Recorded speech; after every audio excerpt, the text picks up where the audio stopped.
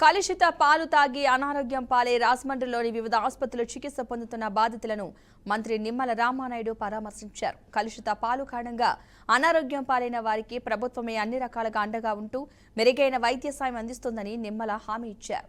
బాధితులకు మెడికల్ క్యాంపులు ఏర్పాటు చేసి ప్రత్యేక వైద్య పరీక్షలు చేస్తున్నామని పేర్కొన్నారు. కలుషిత పాలు తాగిన వారి ఆరోగ్య సంబంధిత విషయాలపై ఎప్పటికప్పుడు ఆరోగ్య శాఖ సిబ్బంది మానిటరింగ్ చేస్తున్నారని మంత్రి నిమ్మల తెలిపారు.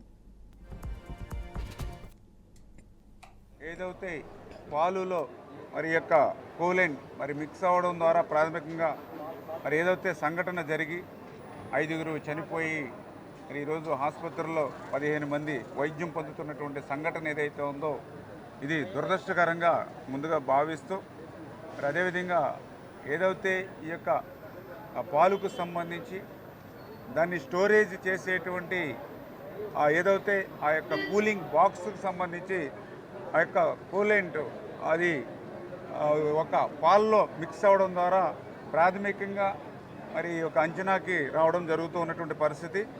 ఆ సందర్భంగా ఎవరైతే నిర్లక్ష్యంగా ఆ యొక్క బాక్సులు నిర్వహణ చేస్తూ కూలింగ్ బాక్సులు ఆ పాలులో ఆ కూలెంట్ కలిపడంలో ఆ నిర్లక్ష్యంగా వ్యవహరించినటువంటి ఆ గణేష్ ఎవరైతే పాల సరఫరాదారుడు ఉన్నారో మరి ఆయన్ని కూడా అరెస్ట్ చేసి రిమాండ్ కూడా పంపించినటువంటి విషయం మీ అందరికీ తెలుసు.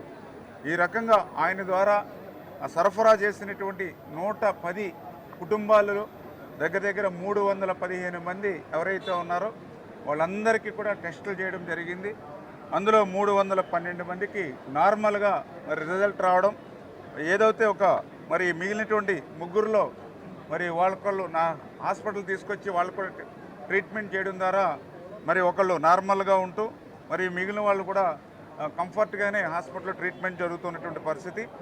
ఈ సంఘటనలో మేజర్గా మరి 5గురు చనిపోయి మరి ఆ చనిపోయినటువంటి పరిస్థితుల్లో మరి ఆ బాధితులు ఎవరైతే ఆ కుటుంబాలు ఎవరైతే ఉన్నారో మరి వాళ్ళకు కూడా ముఖ్యమంత్రి గారు వెంటనే స్పందించి మరి ఆ చనిపోయినటువంటి వ్యక్తులను అయితే తీసుకురాలేం కానీ వాళ్ళ కుటుంబానికి ఆధారం ఇవ్వాలనేటువంటి ఆలోచనతో 10 లక్షల రూపాయల ఎక్స్గ్రేషియో కూడా ఆయా కుటుంబాలకు కూడా అందజేయడం కూడా జరిగింది. ఏదైతే పాలులో